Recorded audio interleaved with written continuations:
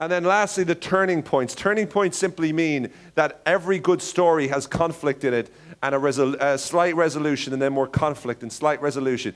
Every great story is built upon conflict. Conflict is the key towards a great story. Let me give you an example. Imagine a story about a guy. You ready for this?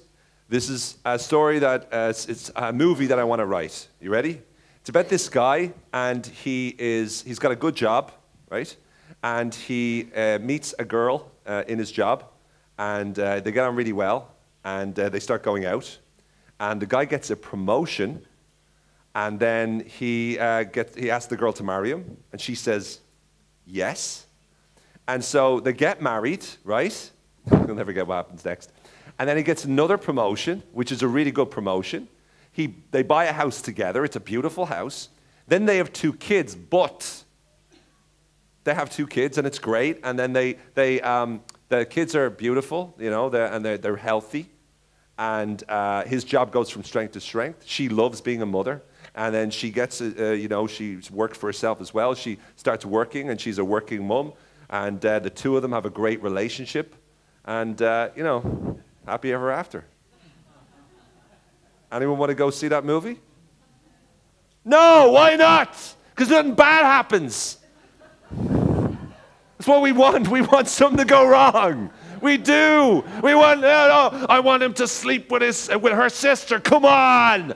Come on, do that. We want something to go wrong so we can go, oh no, it went wrong, and we can feel good about ourselves. Right? But we do. We want stuff to go wrong. We want the pain. We want the conflict because it's what engages it. It's what gets our heart beating. Otherwise, we're going, is anything ever going to happen in this? But what happens is the conflict. So the conflict here is the fact that people have problems, and influence is about helping people overcome problems because influence is about helping people get what they want. And what do they want? They want to overcome the problems that they have.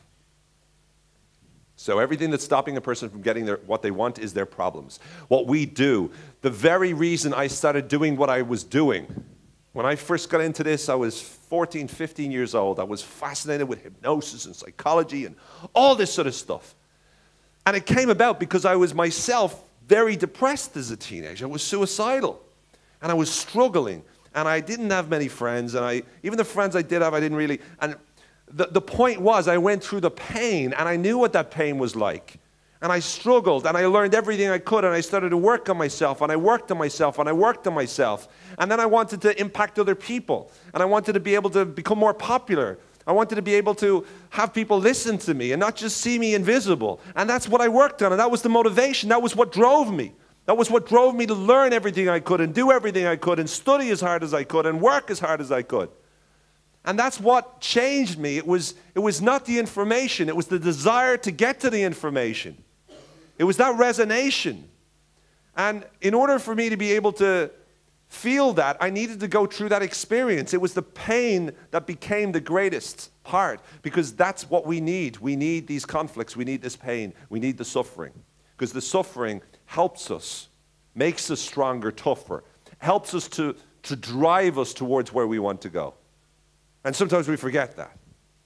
So it's easy for us to tell stories to ourselves about how unfortunate we are and play the victim, but at the end of the day, it's a choice.